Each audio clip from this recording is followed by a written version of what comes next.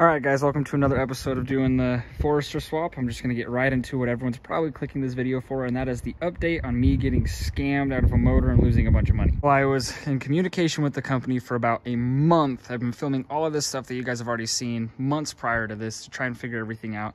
It took them about a month, and they ended up refunding me a total of $900 plus tax, which ended up being like $952. So I still lost $1,800 out of the whole thing, but it's a little bit better than $2,700 or $2,800 is what it actually ended up paying the whole motor for.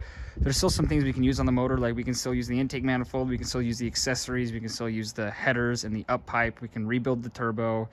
We just can't use anything internal.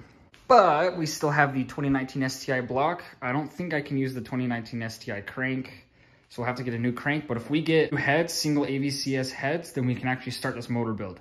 So that's all I gotta do is find single AVCS heads. Still kind of a sucky situation. I still lost a lot of money. I still need to build a whole entire new motor, but getting some sort of refund is better than anything because technically the motor was sold as is and as a parts motor, but they also sold it as a rebuildable, which from the photos, it's not rebuildable. That thing was obliterated. Like, I've never seen such a catastrophic internal failure on a motor. I literally cannot use a single piece on that motor. So it is what it is. I have to take the loss and just keep moving forward. So that's what we're gonna do. We're gonna still get this done. It's gonna take a little bit longer. My plan now is to start the motor build, and then I'm going to see if I can find an extra body harness from the forest for another Forester and send that out to get wired so I can still drive Gronda throughout the winter because it's already getting cold. It's going to snow this week. It's what it is. Rolling with the punches. We're still going to make it happen. But we've also got a brake kit for the Forester. We got drilled and slotted brakes with ceramic pads. Oh yeah, there we go. All the freaking bubble wrap in the world, dude. There you go. So you might be wondering why there's only two. The L model of the Forester has drum rear brakes and disc front brakes. We're just doing the fronts because I don't care to do a disc conversion in the rear. That is way too much hassle and way too much of a pain. I'm just gonna do the fronts, and I'm gonna go show you why I'm gonna do the fronts. S14's looking pretty. I have neglected the Forester for a few weeks now because I've been driving the S14 and the brakes have been shot on this, and I've been waiting to get those brakes in the mail. So now that they're here, I mean, look at this. All rusty water.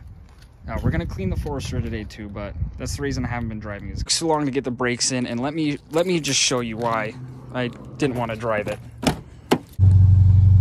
Okay, listen to this. It's so bad.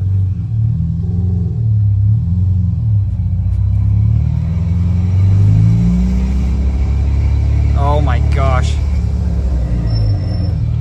It's so bad.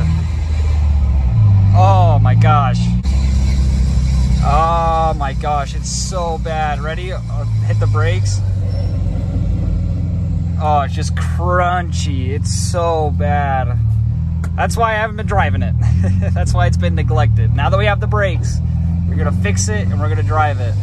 I'm just gonna throw you guys up on a little time lapse while I get this done. Should be quick and simple. Just 2 bolts to get the caliper off, slide the rotor off, slide the new rotor on, put the new pads in, compress the cylinder, put the caliper back on, bolt it back up, put the wheel back on. Easy stuff.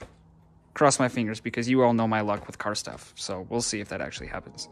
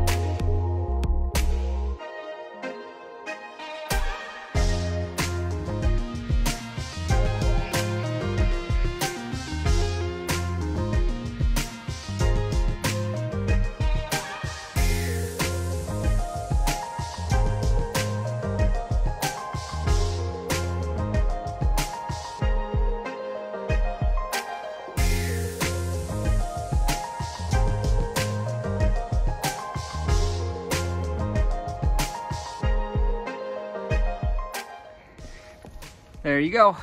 Drilled and soldered brakes with ceramic pads. Found out that I blew the CV axle on the front driver's side, so that was a total mess. But we still got it done. I forgot to put the spacer on the driver's side, so I'm gonna go take that wheel back off and put the spacer back on the driver's side. But we're done. I'm gonna go clean this wheel off, fix it back up, but both sides are done. Post a picture of the car with the wheels clean so you guys know that I cleaned them and didn't leave them like this. Anyways, everyone have a great day. I'm gonna go wash it, see if I can get that crud out. Remember, we're still doing the STI swap, trying to figure a couple things out. Everyone have a wonderful day. Well, I tried my best, but the lip won't budge. I've even tried to use Scotch-Brite. That's not working too well. The face came out decent. It actually looks better on camera than it does in person. In person, there's still a lot of orange and stuff on it, but none of the other wheels did that after the rain, just this one. So I emailed ESR to see if there's some sort of warranty, because I know they have like a lifetime warranty on paint finish. So I just sent them an email to see if there's something they can do, maybe send me a new wheel, because I keep these ceramic coated and I clean them very often. So the fact that a wheel rusted is beyond me, especially it's just one wheel. All the other 3 wheels are completely fine. So we'll see where that goes, but I tried my best. The car's clean though. That's good.